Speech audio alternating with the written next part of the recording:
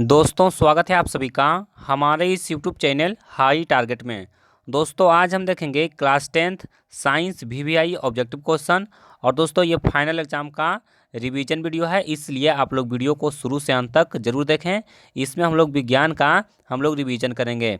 तो चलिए सबसे पहला प्रश्न आपके लिए है। देखिए पहला प्रश्न, चीनी का रासायनिक सूत्र क्या है। दोस्तों चीनी का रासायनिक सूत्र कौन सा होगा, तो आप बताइए ऑप्शन में कौन सा उत्तर है वो सही है। दोस्तों रिवीजन वीडियो है, इसलिए आपको पहला प्रश्न का उत्तर आपको खुद से देना पड़ेगा और हम कमेंट में रिप्लाई कर देंगे कि आपका उत्तर सही है या फिर गलत है। तो चलिए उसके बाद हम लोग देखते हैं पहला प्रश्न। देखिए पहला प्रश्न है, नीला थोथा का रासायनिक सूत्र है। दोस्तों नीला थोथा का रासायनिक सूत्र क्या होता है, तो नीला थोथा का रासायनिक सूत्र होता है CuSO4 इंटू 5H2O, यानी कि हमारा सही उत्तर क्या होगा, ऑप्शन बी होगा CuSO4 इंटू 5H2O। चलिए उसके बाद देखते हैं नेक्स्ट क्वेश्चन। देखिए अगला प्रश्न कहता है कि धातुओं में धारावाहक होते हैं। दोस्तों जितना भी मेटल होता है उसमें धारावाहक यानी कि विद्युत धारा का जो वहन होता है, यानी कि उसमें जो चालक होता है विद्युत धारा का, वो कौन होता है। तो दोस्तों हमारा उत्तर हो जाएगा फ्री इलेक्ट्रॉन, यानी कि मुक्त इलेक्ट्रॉन, इसको हिंदी में हम लोग कह सकते हैं। तो हमारा उत्तर क्या होगा, ऑप्शन बी होगा। चलिए उसके बाद देखते हैं तीसरा क्वेश्चन। देखिए तीसरा प्रश्न बहुत आसान है। कहता है कि निकट दृष्टि दोष दूर करने के लिए किस लेंस का व्यवहार होता है। दोस्तों निकट दृष्टि दोष दूर करने के लिए हम लोग किस लेंस का व्यवहार करते हैं, तो निकट दृष्टि दूर करने के लिए हम लोग अवतल लेंस का प्रयोग करते हैं और दूर दृष्टि के लिए हम लोग उत्तल लेंस का प्रयोग करते हैं। तो हमारा उत्तर क्या होगा, ऑप्शन बी होगा। चलिए उसके बाद देखते हैं अगला प्रश्न। देखिए कहता है कि कौन सा रंग जिसका खतरे के सिग्नल में उपयोग होता है। दोस्तों खतरे के सिग्नल में कौन सा रंग का उपयोग होता है, तो देखिए आपको ऑप्शन दिया हुआ है लाल, नीला, पीला और बैगनी। तो दोस्तों खतरे के सिग्नल में हम लोग लाल रंग का प्रयोग करते हैं। कौन सा रंग का प्रयोग करते हैं, लाल रंग का प्रयोग करते हैं। तो हमारा उत्तर कौन सा होगा, ऑप्शन ए होगा। चलिए उसके बाद देखते हैं अगला प्रश्न। देखिए कहता है कि किस वर्ण यानी कि किस रंग का तरंगदैर्घ्य सबसे बड़ा है। दोस्तों सबसे बड़ा कहने का मतलब हुआ सबसे ज़्यादा तरंगदैर्घ्य किस रंग का होता है। तो देखिए आपको ऑप्शन दिया हुआ है लाल, नीला, पीला और बैगनी। तो दोस्तों सबसे ज़्यादा तरंगदैर्घ्य होता है किस रंग का, लाल रंग का होता है। चलिए उसके बाद हम लोग देखते हैं अगला प्रश्न। देखिए बहुत महत्वपूर्ण क्वेश्चन है, इसमें बहुत सारे स्टूडेंट का कन्फ्यूजन रहता है।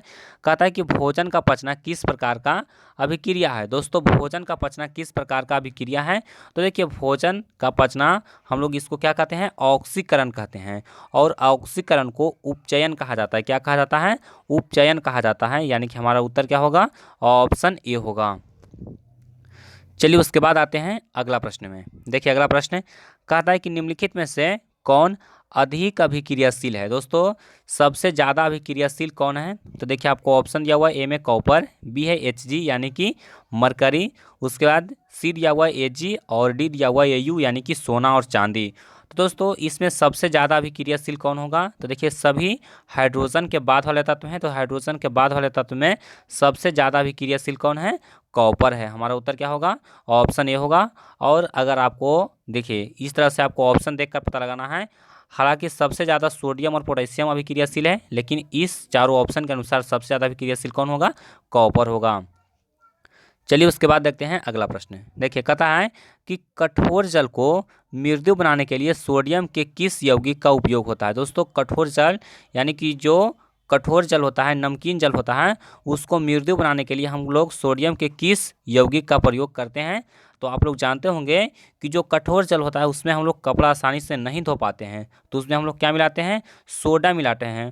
तो हम लोग सोडा को क्या कहते हैं, सोडियम कार्बोनेट कहते हैं। और खाने वाला सोडा क्या होता है, खाने वाला सोडा होता है सोडियम हाइड्रोजन कार्बोनेट या फिर सोडियम बाइकार्बोनेट होता है।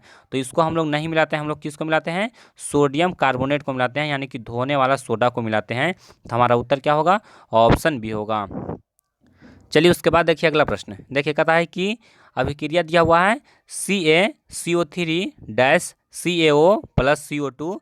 कहता है कि उपरोक्त अभिक्रिया किस प्रकार का अभिक्रिया है। तो देखिए आपको ऑप्शन दिया हुआ है विस्थापन, संयोजन, अपघटन और द्विविस्थापन। तो देखिए इसमें क्या हो रहा है, CaCO3 है वो अपघटित होकर क्या हो रहा है, टूट करके दो यौगिक बन रहा है, एक CaO यानी कि काली चूना और CO2 गैस यानी कि दो यौगिक में टूट रहा है, यानी कि यह कैसा अभिक्रिया है, तो यह अपघटन अभिक्रिया है।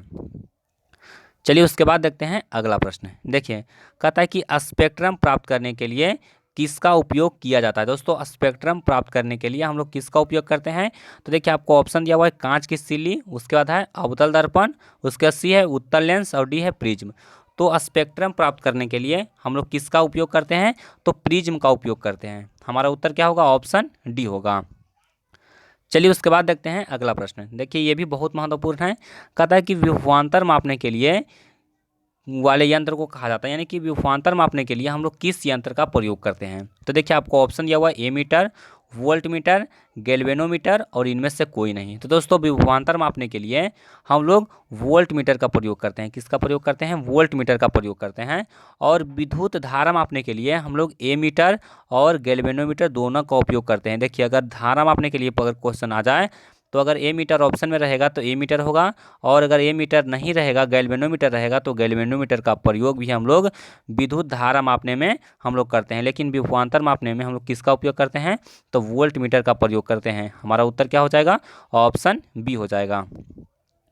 चलिए उसके बाद देखते हैं अगला प्रश्न। देखिए कहता है कि विद्युत धारा उत्पन्न करने की युक्ति को कहते हैं। दोस्तों विद्युत धारा उत्पन्न करने की युक्ति को हम लोग क्या कहते हैं, तो इसको कहा जाता है जनरेटर यानी कि जनित्र कहा जाता है। हमारा उत्तर क्या होगा, ऑप्शन ए होगा।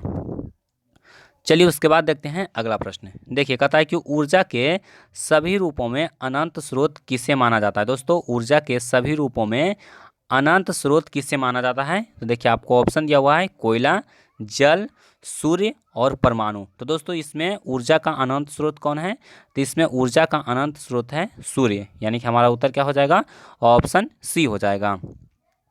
चलिए उसके बाद देखते हैं अगला प्रश्न। देखिए कहता है कि पवन चक्की में उपयोगी ऊर्जा प्राप्त करने के लिए पवन का न्यूनतम वेग है। दोस्तों पवन चक्की में हम लोग ऊर्जा प्राप्त करने के लिए पवन का वेग कितना होना चाहिए, तो 15 किलोमीटर पर आवर होना चाहिए, यानी कि हमारा उत्तर क्या हो जाएगा, ऑप्शन बी हो जाएगा।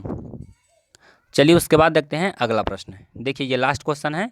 कहता है कि निम्नलिखित में से कौन लवण है। दोस्तों इसमें कौन लवण है, तो देखिए आपको ऑप्शन दिया हुआ है HCl, उसके बाद बी है NaOH, उसके बाद सी है K2SO4 और डी है NH4OH। तो देखिए इसमें लवण कौन है, तो इसमें देखिए लवण हो जाएगा K2SO4, यानी कि हमारा उत्तर क्या हो जाएगा, ऑप्शन सी हो जाएगा। तो दोस्तों उम्मीद करता हूं कि ये वीडियो आपको पसंद आया होगा, और अगर आपको वीडियो पसंद आया तो वीडियो को लाइक कीजिए, अपने दोस्तों में शेयर कीजिए, और चैनल पर नए हैं तो चैनल को भी सब्सक्राइब कर लीजिए। और भी वीडियो के लिए आप लोग प्लेलिस्ट चेक कीजिए, आपको प्लेलिस्ट में पूरा वीडियो मिल जाएगा।